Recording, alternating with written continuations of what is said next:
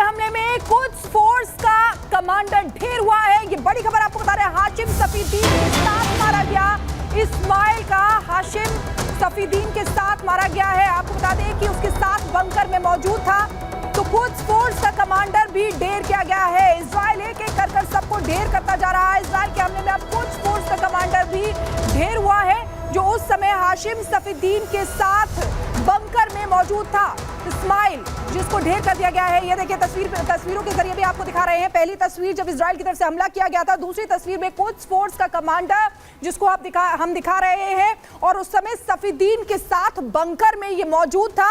और जब इजराइल ने अटैक किया, सफीदीन को ढेर किया। 7 दिन के अंदर नया हिजबुल्लाह का जो चीफ था उसको ढेर किया गया इजराइल की तरफ से। उसी के साथ ये कुद्स फोर्स का कमांडर था, उसको भी ढेर कर दिया गया इजराइल की तरफ से। तो देखिए इजराइल लगातार अपनी स्ट्रैटेजी के तहत आगे बढ़ रहा है और एक एक कर सबको ढेर कर रहा है। पहले हमास का चीफ हानिया, उसके बाद हिजबुल्लाह का चीफ नसरुल्लाह, फिर हिजबुल्लाह का चीफ। 7 दिन के अंदर जी ठीक है शिखा, आप लगातार बता रही। देखिए 2 तस्वीरें आपको हमारी सहयोगी शिखा दिखा रही थी, लेकिन हिजबुल्लाह ने उत्तरी इजराइल में गोलान हाइट्स को निशाना बनाकर मिसाइल हमला कर दिया, जिसके चलते गोलान हाइट्स में जंगलों में चारों तरफ आग लग गई। आपको तस्वीरें इस वक्त दिखा रहे हैं। आप देखिए चारों तरफ आग लग गई है और इस तरह से भयानक हमला किया जा रहा है। एक तरफ देख रहे हैं कि आपकी ईरान की तरफ से भी कहा गया है कि इजराइल पर हम भी अटैक करेंगे, लेकिन इजराइल की तरफ से भी अब पूरी तैयारी यहाँ पर की गई है कि कुछ ऐसे कमांडर्स हैं ईरान में जिन्होंने इजराइल की नाक में दम कर रखा है। और अब नेतन्याहू ने मन बना लिया है कि आतंक का आका कोई भी हो,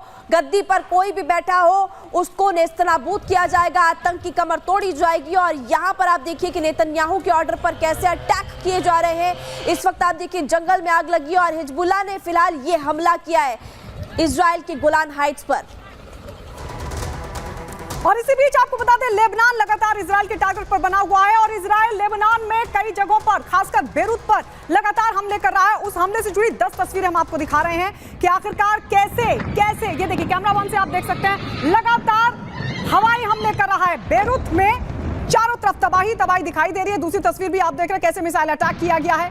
और वहीं तीसरी तस्वीर भी देखकर आप अंदाजा लगा सकते हैं, आसमान में लपटे आग की, पूरा जो आसमान है नारंगी रंग में नजर आ रहा है। चौथी तस्वीर में आप देखिए लोग अपनी जान बचाकर भागते हुए नजर आ रहे हैं। तो वहीं 5वीं तस्वीर में भी आप देख सकते हैं किस तरीके से चारों तरफ धमाके हो रहे हैं। वहीं छठी तस्वीर में भी आपको नजर आएगा, जो कि एरियल व्यू है, आप देख सकते हैं सड़कों पर लोग इधर से उधर भागते हुए नजर आ रहे हैं, लगातार सायरन बज रहा है। तो वहीं छठी तस्वीर में भी आप देख सकते हैं कैसे लगातार वहां पर जो हालात हैं इस वक्त युद्ध के बने हुए हैं, क्योंकि इजराइल की तरफ से साफ कह दिया गया कि हिजबुल्लाह के तमाम ठिकानों को खत्म कर दिया जाएगा। और यहां पर सिविलियंस टारगेट नहीं है, हिजबुल्लाह के वो तमाम ठिकाने जहां हिजबुल्लाह के लोग छिपे हुए हैं, उन पिन पॉइंटेड टारगेट को ही लगातार इजराइल अपना निशाना बना रहा है। तो वहीं दूसरी तस्वीर में भी आप देखिए कैसे चारों तरफ सिर्फ और सिर्फ धमाके, युद्ध कि ये सायरन बजते हुए नजर आ रहे हैं और आसमान में लगातार अटैक हो रहा है।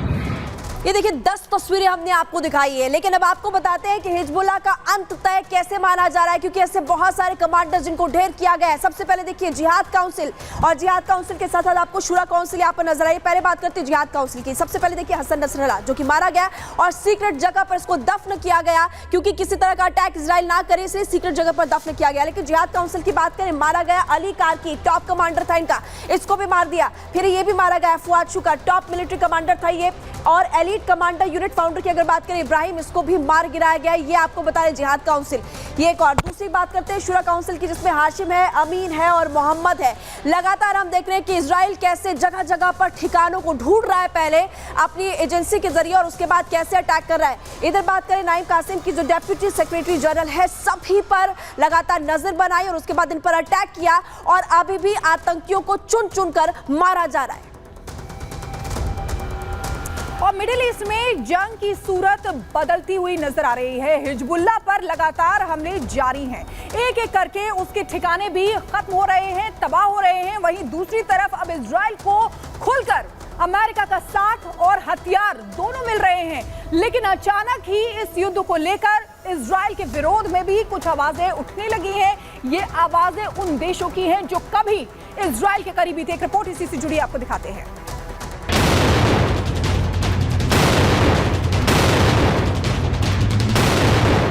लेबनान में इजराइल का घातक प्रहार,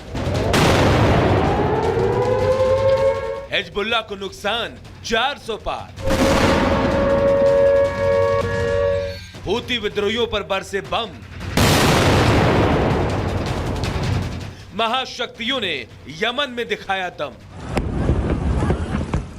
आईडीएफ का मिशन लेबनान धमाकेदार तरीके से जारी है। खासकर दक्षिणी लेबनान के कई हिस्से ये सबूत दे रहे हैं कि इजराइल किसी भी कीमत पर हिजबुल्लाह को माफ नहीं करने वाला। रात में इजराइल के रॉकेट बेरूत की जमीन को दहलाते हैं तो सुबह होते ही इजराइल की सेना और टैंक बेरूत की धरती पर आगे बढ़ते रहते हैं। इजराइल की सेना का दावा है कि अब तक उसने हिजबुल्लाह के 440 आतंकियों को मार गिराया है। इजराइल की चौतरफा मार सह रहा हिजबुल्लाह खुद को किसी भी तरह से कमजोर साबित नहीं करना चाहता, इसीलिए इजराइल की ही तरह उसने भी वीडियो वाला वॉर गेम शुरू कर दिया है। हिजबुल्लाह ने अब एक वीडियो जारी किया है जिसमें वो दिखा रहा है कि वो किस तरह से दक्षिणी लेबनान में इजरायली सेना के हमलों का जवाब दे रहा है। उधर लेबनान में एंट्री कर चुकी इजरायली सेना हमास की तरह हिजबुल्लाह के ठिकानों को भी निशाना बना रही है। इजरायली सेना के निशाने पर खासकर वो सुरंगें हैं जहां से हिजबुल्लाह और हमास के आतंकी एंट्री करते थे। सुरंग का वीडियो देखकर आप समझ जाएंगे कि ये सुरंग नहीं बल्कि एक तरह से इन आतंकियों के लिए होटल था जहां सोने से लेकर खाने पीने तक की पूरी सुविधा थी। अब इस जंग का असर आम लोगों पर भी खूब पड़ रहा है। इजराइल ने पहले लेबनान के लोगों से कहा था कि वो सुरक्षित जगहों पर चले जाएं और बीते 2 दिनों से लाखों की संख्या में लोग संघर्ष वाले इलाके को छोड़ चुके हैं। इजराइल पर यह भी आरोप लग रहे हैं कि उसकी बमबारी के दायरे में कई राहत और शरणार्थी शिविर आ गए हैं जिनमें कुछ लोगों की मौत भी हो गई है। मिडिल ईस्ट के हालात को देखते हुए कई देशों ने अपने नागरिकों को भी संघर्ष वाले इलाके को छोड़ने का निर्देश जारी किया है। स्लोवाकिया, ऑस्ट्रेलिया और नीदरलैंड जैसे देशों के नागरिक अपने देश वापस लौट रहे हैं। उधर हिजबुल्लाह का साथ देने वाले और लाल सागर में अपनी हरकतों को अंजाम देने वाले हूती विद्रोहियों पर अमेरिका जमकर बारूद बरसा रहा है। लगातार दूसरे दिन ब्रिटेन और अमेरिका के लड़ाकू विमानों ने यमन पर बमबारी की। यूएन के मंच से बेंजामिन नेतन्याहू ने मिडिल ईस्ट का भूगोल बदलने की बात कही थी और लेबनान ऑपरेशन से लग रहा है कि शायद अब इजराइल का भूगोल बदल रहा है। अब सवाल ये उठता है कि हमास और हिजबुल्लाह से बदला लेने के बाद इजराइल की क्या प्लानिंग है? क्या इजराइल किसी और देश पर निशाना साधेगा या शांत हो जाएगा? Bureau report, Republic Bharat. और आपको बता दें शनिवार को मिडिल ईस्ट के बीच जंग को लेकर दरअसल नेतन्याहू और मैक्रो जो कि फ्रांस के राष्ट्रपति हैं दोनों के बीच तनातनी बढ़ गई है। स्टेटमेंट जारी किया इमैनुअल मैक्रो ने, क्या कहा है वो आपको बता देते हैं।